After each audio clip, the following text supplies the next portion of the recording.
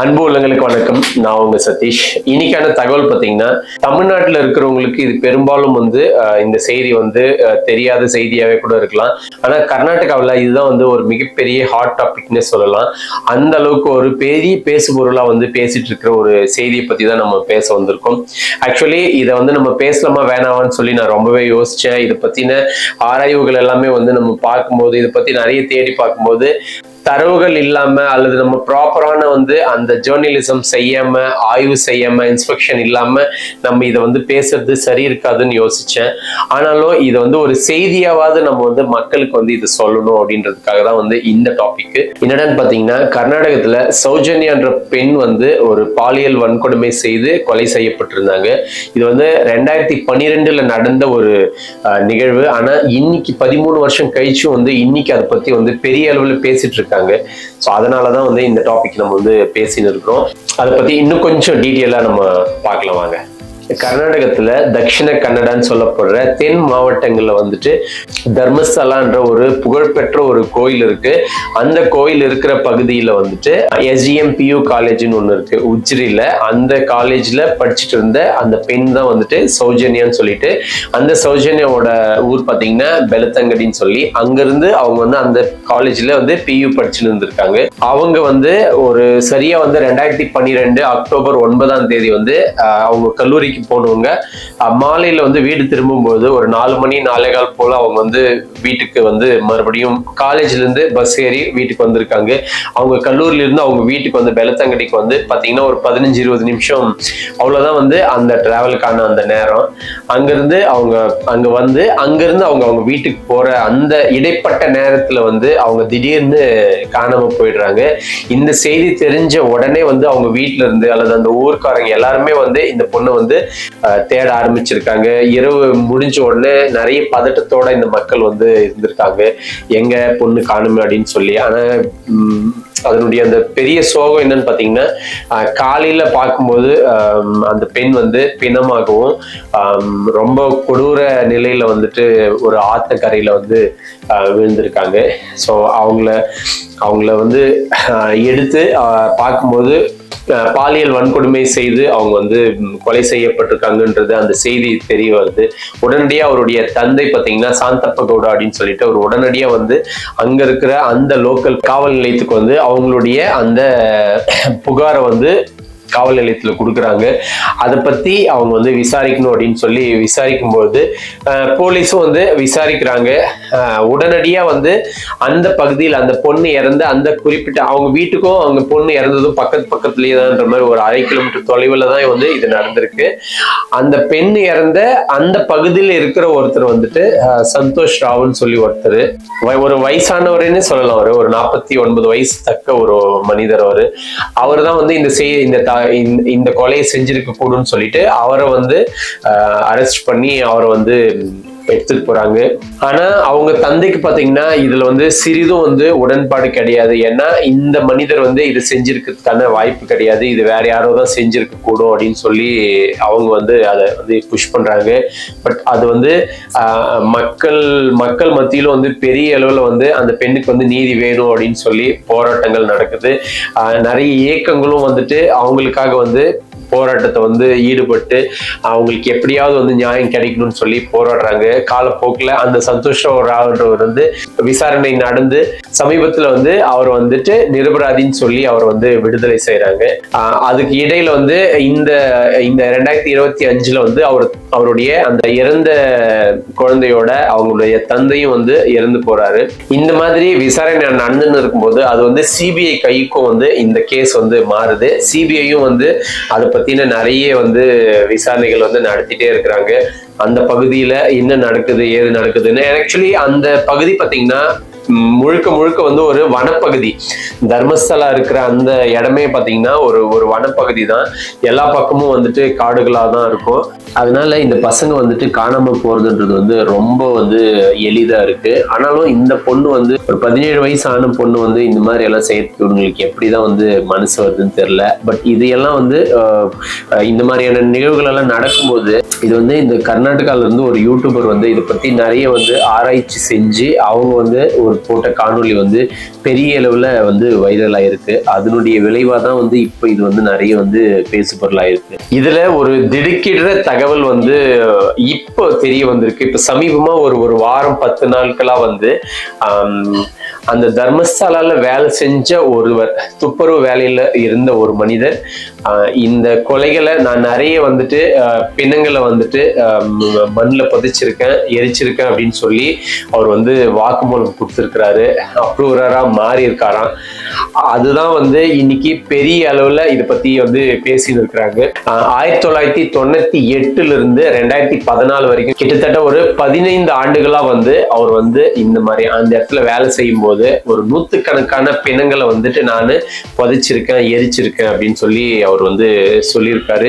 அது வந்து அந்த நேத்ராவதி நதி அந்த கரையோரத்துலதான் வந்து நான் செஞ்சிருக்கேன். அதே போல அந்த கோயில் இருக்கிற அந்த சுத்து வட்டார பகுதிகளிலேயே வந்துட்டு நான் 100க்கும் மேற்பட்ட பிணங்களை வந்து நான் எரிச்சிருக்கேன். இதுல நிறைய வந்து 12-15 வயசு பசங்களும் இருக்காங்க, பெண்களும் இருக்கிறாங்க. இந்த மாதிரியான செய்தியெல்லாம் வந்து அவர் சொல்லும் போது அது கேட்கும் போதே வந்து நம்மளுக்கு ரொம்பவே வந்து ஆச்சரியமா இருக்கு. நம்ம இந்த மாதிரியான செய்திகள் எல்லாம் வந்து திரைப்படங்களை தான் நம்ம கேட்டிருப்போம், நேர்ல நம்ம பார்த்திருக்க மாட்டோம். இதெல்லாம் கேட்கும் போது அந்த அளவுக்கு பெரிய வலி இருக்கு. ஒரு கோயில் இருக்கிற அந்த பகுதியில அல்லது கோயில் நிர்வாகத்தில் இருக்கிற இடத்துல இருந்து இந்த மாதிரியான நிகழ்வுகள் எல்லாம் நடக்குது அப்படின்னும் போது அது கேட்கறதுக்கே ஒரு மாதிரி சங்கடமா இருக்கு. அவருக்கு வந்து இந்த வேலையை வந்து கொடுக்கறவங்க யாருன்னு பாத்தீங்கன்னா அவங்களுக்கான அந்த மேல நிர்வாகத்துல இருக்கிற யாரோ ஒருத்தர் தான் வந்து இதை கொடுக்குறாங்கன்னு சொல்லி இவர் போய் நான் இந்த மாதிரியான வேலைகள் எல்லாம் செய்ய மாட்டேன், என் மனசாட்சி வந்து இதுக்காக உறுத்துதுன்னு சொல்லி சொல்லும் போது உன்னை வந்து நாங்க அடிச்சே கொன்னுடுவோம், நீங்க இந்த வேலை செஞ்சே ஆகணும் அப்படின்னு சொல்லி அவனை ரொம்பவே வந்து துன்புறுத்தி அந்த வேலைகளை வந்து கட்டாயப்படுத்தி செய்ய வச்சிருக்காங்க.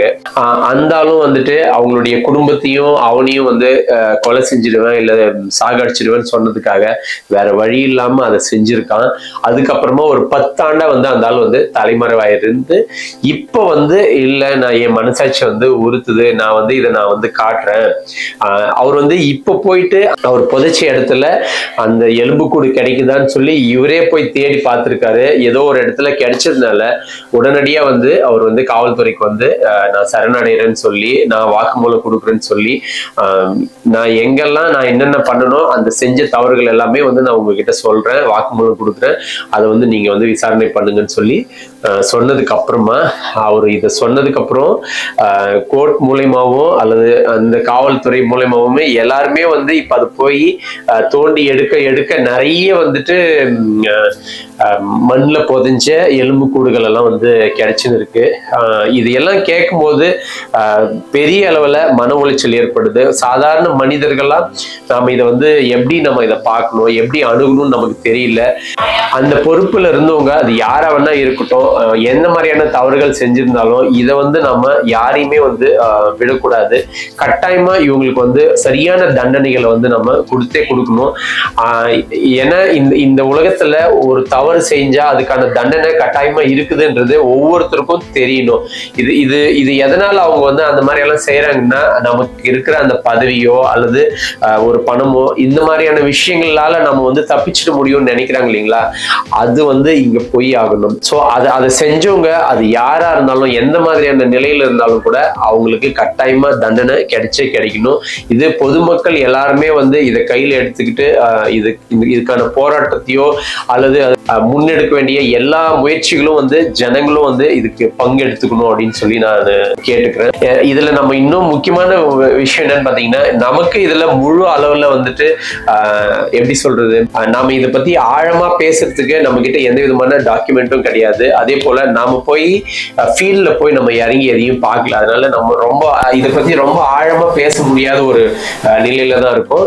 இதை வந்து ஒரு செய்தியா நம்ம தெரிஞ்சுக்கிட்டு அந்த செய்தியை எல்லாருக்கும் போய் சேரணுன்றதுக்காக தான் நம்ம வந்து இந்த காணொலியிலேயே வந்து நம்ம இதை பேசிட்டு இருக்கோம்.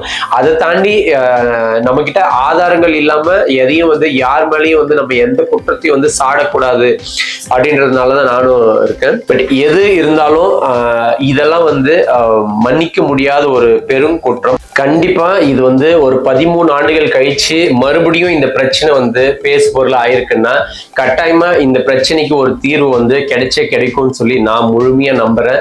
அது எந்த மாதிரியான உயர் பதவியிலையோ யாரா இருந்தாலும், எந்த அரசியல் செல்வாக்கு இருந்தாலும், என்ன மாதிரியான பதவியில் இருந்தாலும், என்ன பணம் இருந்தாலும், மக்கள் வந்து இதை வந்து அந்த அரசாங்கம் வந்து நேர்மையா நடந்து அவங்களுக்கு சரியான முறையில தண்டனை வாங்கி கொடுக்கணும் அப்படின்றத வந்து நான் ரொம்ப வலுவா வந்து இங்க வேண்டி கேட்டுக்கிறேன்.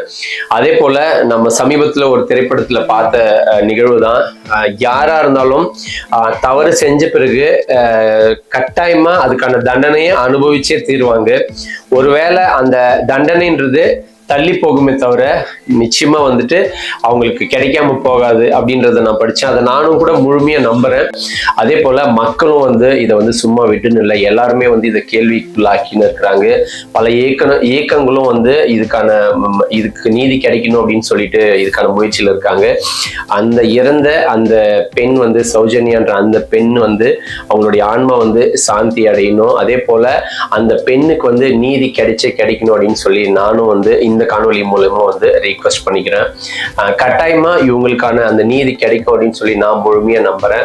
எந்த ஒரு தீய செயலுக்கும் வந்துட்டு ரொம்ப நாளைக்கு வந்து அவங்க வந்து இதை வந்து கடந்துட முடியாது. கட்டாயமா அவங்க ஒரு நாள் இல்லை ஒரு நாள் வந்து இதுக்கான தண்டனை அனுபவிச்சு தீருவாங்கன்னு சொல்லி நான் நம்புறேன். இதையெல்லாம் நம்ம பார்க்கும்போது தான் வந்து இந்த கோயில் கடவுள் இதெல்லாம் வந்து எவ்வளவு தூரம் உண்மை அப்படின்ற கேள்வி எனக்கு எப்பவுமே வரும். என்ன இருந்தாலும் கடைசியில போய் ஏதாவது ஒரு பிரச்சனைன்னு சொன்னா கடவுள்கிட்ட தான் போய் நிக்கிறோம். அதே போலதான் இந்த பிரச்சனைக்கும் அதே கடவுள் தான் வந்து தீர்வு சொல்லணும். தர்மஸ்தலா அப்படின்றதே வந்துட்டு தர்மத்திற்கு பேர் போன ஒரு ஸ்தலம், இடம் அப்படின்றதுதான். அப்படியேப்பட்ட இடத்துல இந்த மாதிரியான அயோக்கியத்தனங்களெல்லாம் நடக்குது அப்படின்னு சொல்லும் போது ரொம்பவே வருத்தமா இருக்குது. இப்ப அந்த இறந்த நூற்றுக்கணக்கான பெண்கள்னு சொல்லும் போது எத்தனையோ பேர் வந்து அவங்களுடைய குழந்தைகளை வந்து இழந்திருப்பாங்க. அவங்க எல்லாம் வந்து இப்ப இந்த மாதிரி நடக்கிற இந்த புதைஞ்ச சடலங்கள் எல்லாம் வந்து வெளியில எடுக்கும்போது இதெல்லாம் வந்து யாரோடதுன்னு சொல்லி நிறைய பேருக்கு நிறைய கேள்விகள் எழுந்திருக்குது. இது எத்தனைக்கும் வந்துட்டு இதுக்கான வந்து ஒரு சரியான தீர்வு கிடைக்கணும். தவறு செஞ்சவங்களுக்கு கட்டாயமா வந்து தண்டனை கிடைக்கணும். இதை வந்து நிறைய பேருக்கு நீங்க பகிர்ந்து விட்டாலே போதும். இந்த செய்திகள் வந்து நிறைய பேருக்கு தெரியும் போது இது எல்லாருடைய கவனத்திலையும் பெறும். அப்போ யாரும் வந்து இந்த மக்கள் சட்டத்துக்கிட்ட இருந்து தப்புனா கூட இந்த மக்களுடைய கண் பார்வையில இருந்து அவங்க வந்து தப்ப முடியாது.